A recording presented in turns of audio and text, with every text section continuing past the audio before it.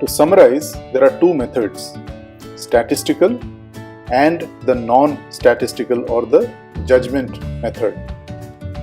If it's a statistical sampling method, the first question we ask is whether we are dealing with a single homogeneous data segment or not.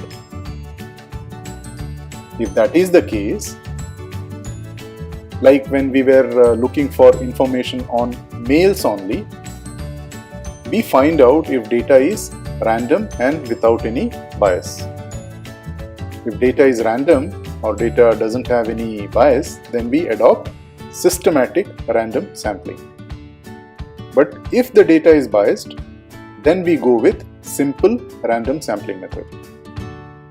If we are not dealing with a single homogeneous data segment, like when we look for information on both males and females, then we need to first understand if these multiple data segments are in one group or multiple groups.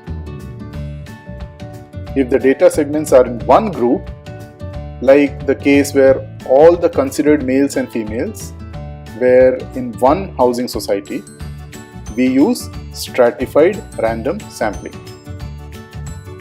But if the data segments are in multiple groups, like the case where we considered multiple housing societies, we go with clustered random sampling. So by now we get a feel of the various possible sampling methods that we can use. What is important is to understand how the data is distributed. If it's random and independent, whether we notice some bias in the data or not, whether a statistical sampling is possible or not, and then choose an appropriate method.